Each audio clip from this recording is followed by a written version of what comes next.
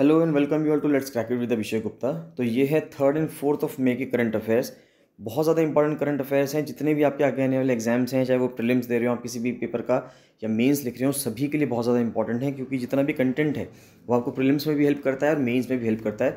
तो ये daily current affairs आप डेली बेसिस पे देखते रहिएगा। इससे करंट अफेयर से आने वाले जितने भी सवाल हैं आपके, वो सब सही हो जाएंगे। चाहे आप प्रीलिम्स में एग्जाम दें उसका, जैसे कि 12 जून को एग्जाम होने वाला है यूपी पीसीएस का, 3 जून को यूपीएससी का पेपर होने वाला है, तो उसके लिए बहुत ज़्यादा इंपॉर्टेंट है। और बाकी आप लोअर पीसीएस मेंस के लिए तैयारी कर रहे हो उत्तराखंड में, या अपर पीसीएस मेंस के लिए तैयारी कर रहे हो, या फिर आप किसी भी एग्जाम की तैयारी कर रहे हो, एफआरओ मेंस की तैयारी कर रहे हो, तो सभी के लिए बहुत बहुत ज़्यादा इंपॉर्टेंट है। गाइस, बताना चाहूँगा, अगर आपने let's crack it with Abhishek Gupta का यूट्यूब चैनल सब्सक्राइब नहीं किया है तो जरूर सब्सक्राइब कर लीजिएगा। और let's crack it with Abhishek Gupta का फ्री टेलीग्राम चैनल भी है, तो इसको जरूर ज्वाइन कर लेना। इसको ज्वाइन करना बहुत बहुत ज़्यादा ज़रूरी है।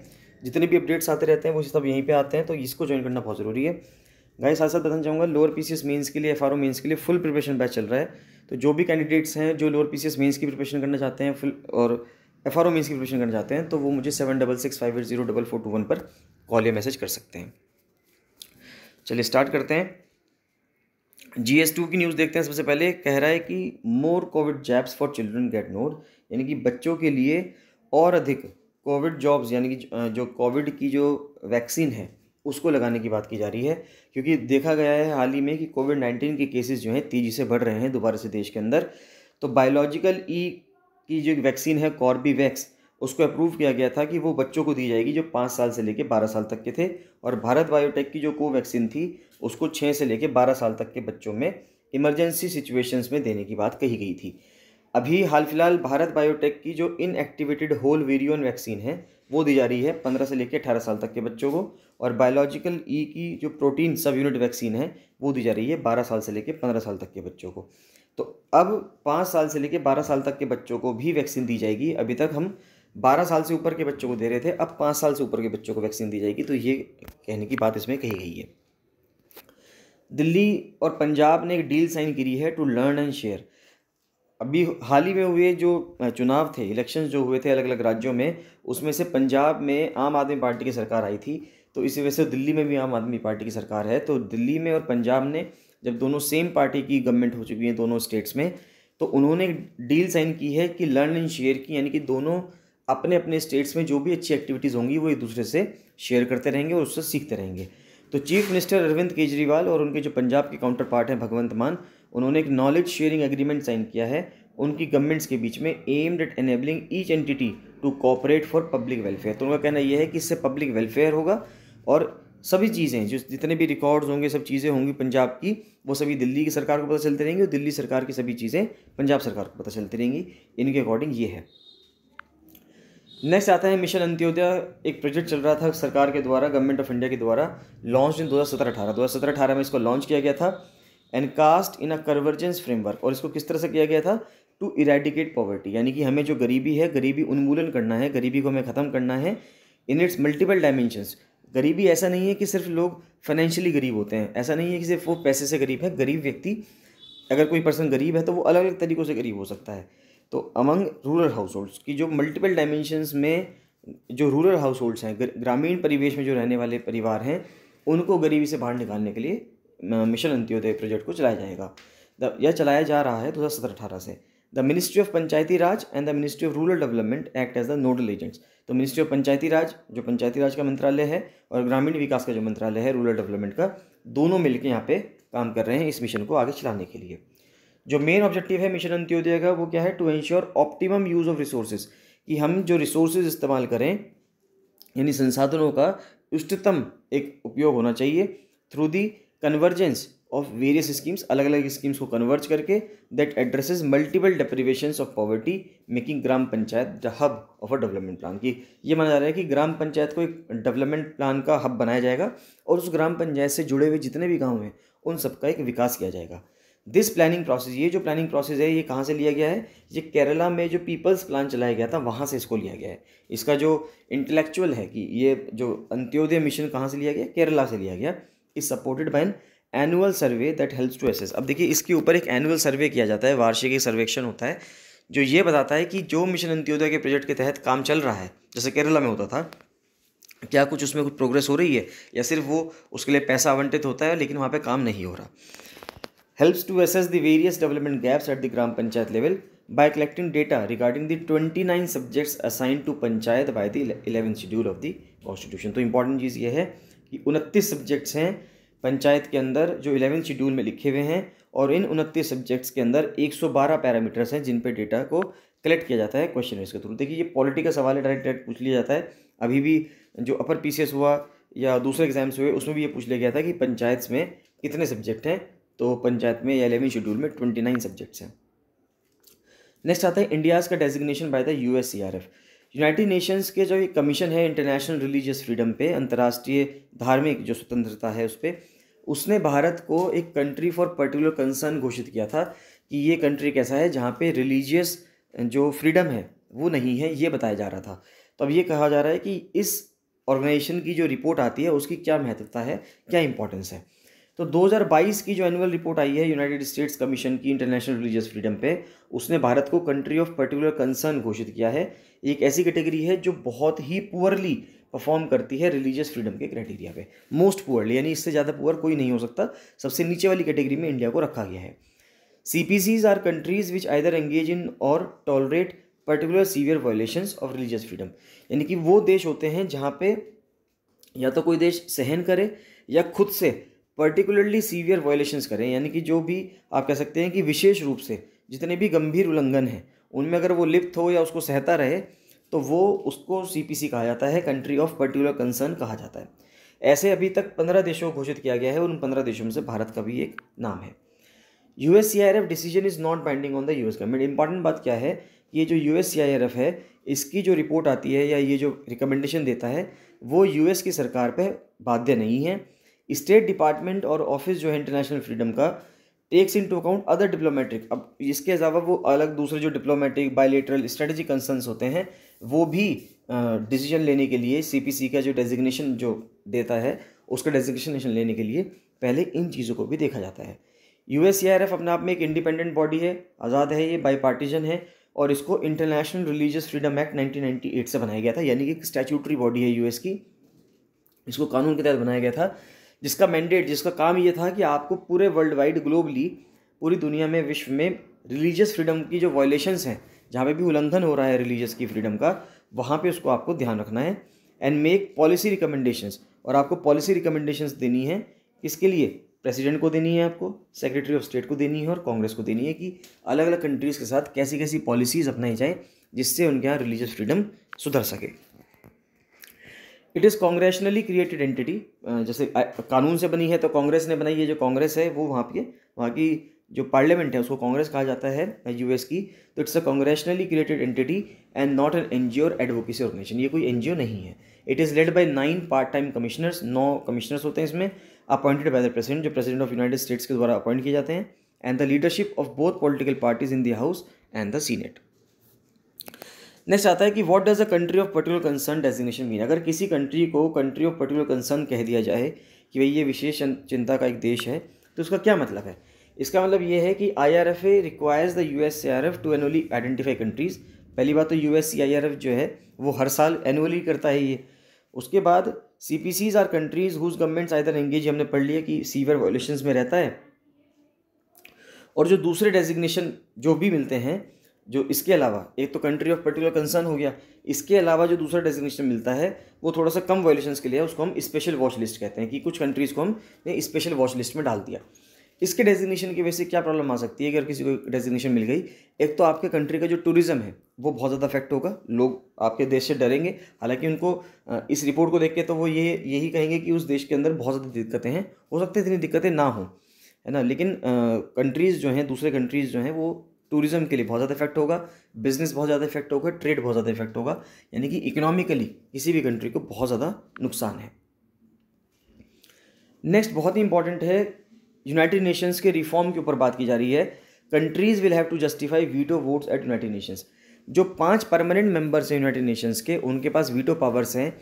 उस वीटो पावर की वजह से कोई भी कंट्री, अगर उन 5 में से कोई भी एक देश वीटो पावर का इस्तेमाल करता है, तो जो भी प्रपोजल, जो भी रिजोल्यूशन सिक्योरिटी काउंसिल के सामने आता है, जो भी रिजोल्यूशन यूएनएससी के सामने आता है, सिक्योरिटी काउंसिल के सामने आता है, तो उसको वो दरकिनार कर सकते हैं, उसको वो एक तरह से रिजेक्ट कर सकते हैं।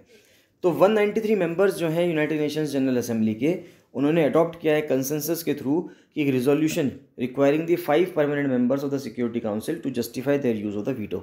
यानी सिक्योरिटी काउंसिल के जो 5 परमानेंट मेंबर्स हैं उनको ये बताना होगा कि अगर आप वीटो का इस्तेमाल कर रहे हैं तो आप क्यों कर रहे हैं। सिर्फ आप ये नहीं कह सकते कि वी आर यूजिंग वीटो, हम वीटो यूज़ कर रहे हैं, लेकिन अब आपको ये बताना होगा कि आप उसे क्यों यूज़ कर रहे हैं।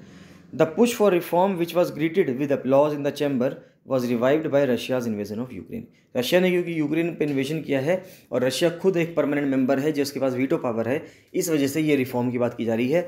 हालांकि यूनाइटेड नेशंस के अंदर जो रिफॉर्म्स हैं उसकी बात बहुत समय से चल रही है और अलग अलग तरह के रिफॉर्म्स अलग अलग कंट्रीज़ ने बताए हैं कि जो यूनाइटेड नेशंस के अंदर होने चाहिए, लेकिन सभी कंट्रीज़ वहाँ पे कंसेंसस नहीं बैठ पाती थी, इसलिए रिफॉर्म्स नहीं हो पा रहे हैं। The major is intended to make veto holders, जो और कौन कौन से 5 कंट्रीज़ हैं जिनके पास वीटो पावर है, यूनाइटेड स्टेट्स है, चाइना है, रशिया है, फ्रांस और ब्रिटेन, यानी यूएस, यूके, यूएसएसआर। तो यूएस हो गया यूनाइटेड स्टेट्स, यूके हो गया ब्रिटेन, यूएसआर हो गया रशिया, फ्रांस और चाइना, 2 और बचे हैं, तो 5 कंट्रीज़ हो गए। Pay a higher political price when they use the veto. तो कहा जा रहा है कि भाई जब वो कोई भी सिक्योरिटी काउंसिल का रिजोल्यूशन को स्ट्राइक डाउन करने के लिए अगर वो वीटो पावर यूज़ करते हैं तो उनको कोई पॉलिटिकल प्राइस भी देनी पड़ेगी, यानी कोई कीमत देनी पड़ेगी। यानी कि अगर वो जस्टिफाई नहीं कर पाएंगे तो हो सकता है कंट्रीज़ उनके साथ डील करना बंद कर दे। तो ये इसलिए इसको रिफॉर्म को लाया जा रहा है यूनाइटेड नेशंस में। भारत की कैबिनेट ने अप्रूव किया है opening of Indian mission in Lithuania. अभी तक लिथुआनिया में भारत की एम्बेसी नहीं हुआ करती थी, तो 2022 में लिथुआनिया के अंदर, जो कि एक यूरोपियन कंट्री है, उसके अंदर एक बाल्टिक कंट्री भी है साथ ही साथ, तो उसमें इंडियन मिशन खुलने जा रहा है, जिसके वजह से ट्रेड करना, आपको वीज़ा मिलना, इन सभी चीज़ों में बहुत ज़्यादा ईजीनेस हो जाती है और जो रिलेशन है बिटवीन द 2 कंट्रीज़ वो भी बहुत ज़्यादा उसको भी बहुत ज़्यादा बूस्ट मिलता है। नेक्स्ट है श्री सत्य साई संजीवनी चिल्ड्रन हॉस्पिटल को खोला गया है फिजी में भारत के द्वारा। तो चिल्ड्रंस हार्ट हॉस्पिटल, ये पहला चिल्ड्रन हॉस्पिटल सिर्फ फिजी में ही नहीं है बल्कि पूरे साउथ पैसिफिक रीजन में है। साउथ पैसिफिक रीजन में इसके अलावा कोई भी और जो हार्ट की जो डिजीज़ के लिए जो हॉस्पिटल है वो नहीं बना हुआ। कैबिनेट ने एक एमओयू साइन किया है भारत के बीच में और चिले के बीच में for cooperation in disability sector. तो डिसेबिलिटी सेक्टर में, यानी कि अगर आप कहें विकलांगता जो क्षेत्र है उस सेक्टर में भारत और चिले ने एक एमओयू साइन किया है। सिंपल सवाल पूछ लिए जाते हैं एमओयू पे कि डिसेबिलिटी सेक्टर में भारत ने किस कंट्री के साथ एमओयू साइन किया है, तो चिले के साथ साइन किया है। GS3 की अगर हम बात करें तो नेक्स्ट न्यूज़ आती है कि चाइना और इंडिया ने जो कोल प्लांट्स ऐड किए हैं ग्लोबल कैपेसिटी में, और पूरे वैश्विक में अगर विश्व में देखा जाए तो 13% जो एडिशन है पावर प्लांट जनरेशन का वो कम हुआ है, जबकि चाइना ने सबसे ज़्यादा ऐड किया है इसमें। तो China leads coal power expansion trailed by India which aims to add 6100 megawatt. तो चाइना ने बहुत ज़्यादा ऐड किया है, जबकि इंडिया ने कहा है, चाइना से जस्ट एक नंबर पीछे रहा है इंडिया, और इंडिया ने कहा है कि वो 6100 मेगावाट पावर ऐड करा है उसने। China led global coal power expansion in 2021। तो 2021 में चाइना ने लीड किया है, 25,000 मेगावाट के जो नए प्लांट्स थे चाइना ने उनको ऐड किया है, जबकि उसके नीचे जो भारत आता है वो 6100 मेगावाट है। यानी कि इंडिया और चाइना में भी 4 गुने का फ़र्क है, 4 गुने से भी ज़्यादा अगर आप कह सकते हैं थोड़ा सा, कि चाइना ने 25,000 मेगावाट पावर ऐड की है इन 2021, जबकि भारत ने कुल 6100 मेगावाट किया है। पूरी दुनिया में देखा जाए तो पूरी दुनिया में वर्ल्ड वाइड कोल प्लांट की जो कैपेसिटी है अंडर डेवलपमेंट वो 13% घटी है। After rising in 2020 for the first time since 2015, total coal power capacity under development slid last year to a record low of 457 gigawatt. तो पहले 525 गीगावाट हुआ करती थी, अब घटकर 457 गीगावाट हो गई है पूरी दुनिया में। 34 कंट्रीज़ जो है वो नए कोल प्लांट्स लगाने की सोच रही हैं, अब 41 कंट्रीज से। पहले जनवरी 2021 में 41 कंट्रीज़ हुआ करते थे जो नए कोल प्लांट लगाने की कोशिश कर रहे थे, और अब वो घटकर 34 कंट्रीज़ रह गए हैं। चाइना, साउथ कोरिया, जापान ने प्लेज कर दिया है कि वो नए कोल प्लांट किसी दूसरे कंट्री में नहीं लगाएगा, लेकिन चाइना अपने यहाँ ग्लोबली अपने यहाँ वो डोमेस्टिक डेवलपमेंट करता रहेगा, यानी कि लीड करेगा पूरे विश्व में डोमेस्टिक डेवलपमेंट में नए कोल प्लांट्स की, commissioning more coal capacity than the rest of the world combined. अगर हम कोल कैपेसिटी चाइना के देखें तो जो पावर जनरेशन है थ्रू कोयले के थ्रू जो वहाँ बिजली उत्पादन होता है वो पूरी दुनिया का अगर आप सभी देश के मिला देंगे उससे कहीं गुना ज़्यादा होता है, या उससे ज़्यादा होता है, आप ये कह सकते हैं। In all 45,000 megawatt of global coal power capacity, 45,000 megawatt है पूरी दुनिया की कैपेसिटी कोल पावर से, उसमें से आधी से थोड़ी सी ज़्यादा चाइना के पास ही है, जो 2021 में कमीशन की गई थी 26,800 मेगावाट की।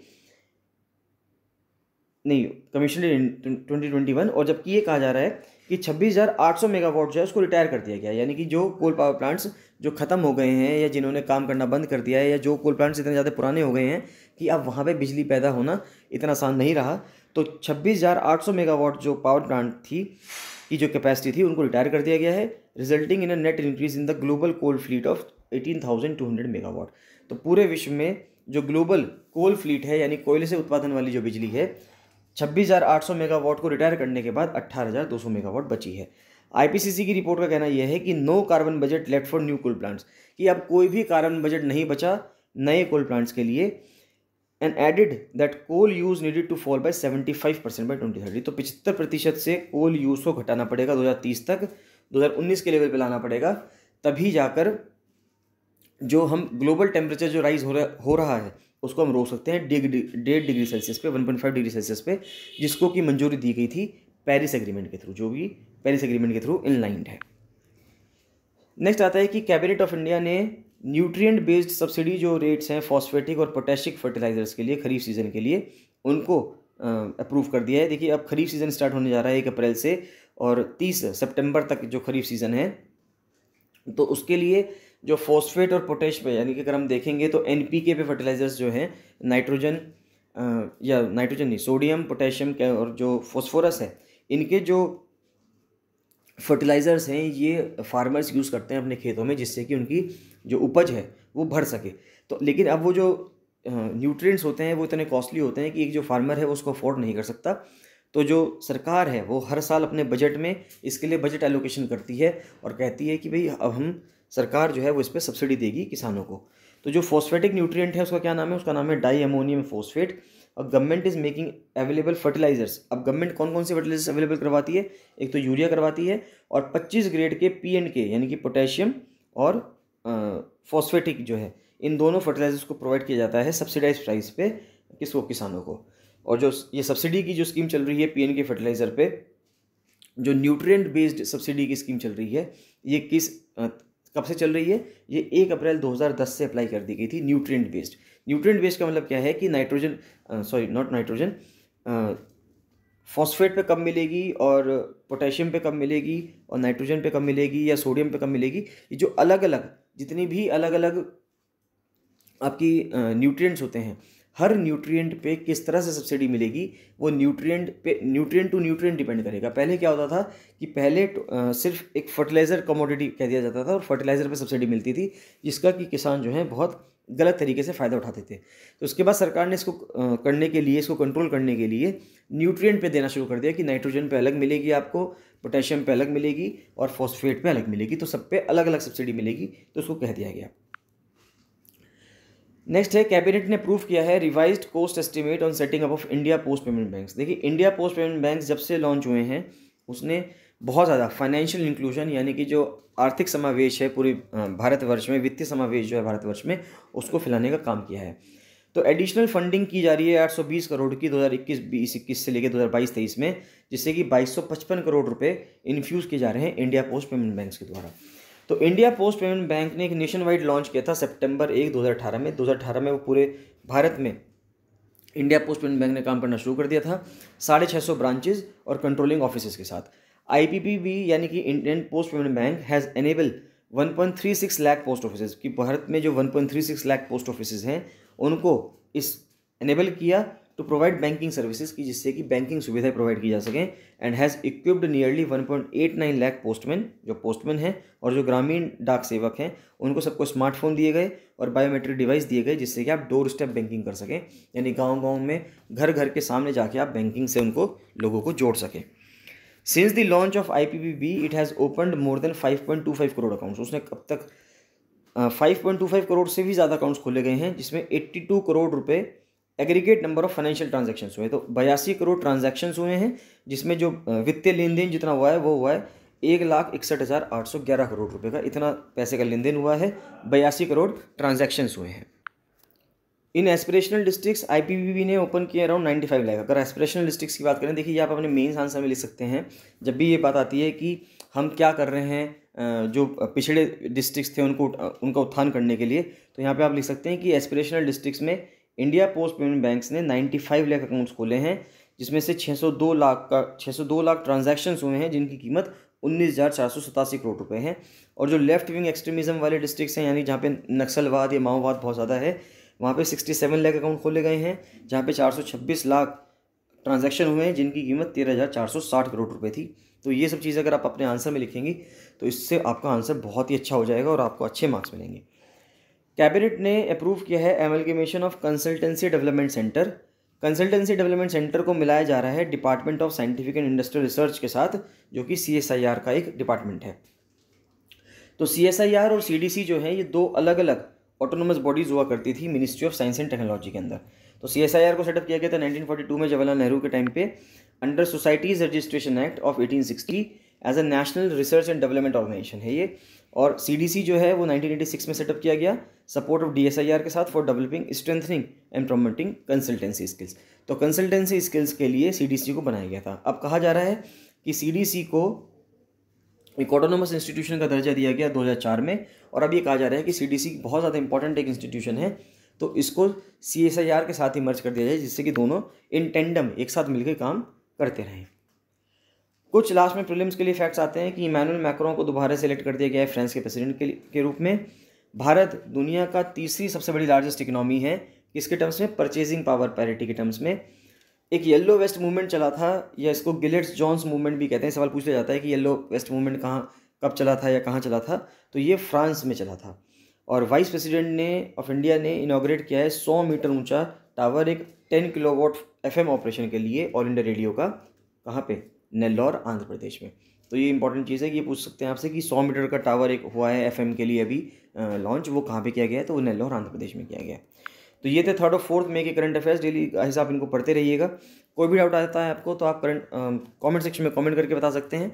और अगर आपको lower PCS mains FRO mains के लिए प्रिपरेशन बैच ज्वाइन करना है तो आप मुझे 7665804421 पर कॉल या मैसेज कर सकते हैं। चलिए मिलते हैं नेक्स्ट वीडियो में। So thank you and bye bye.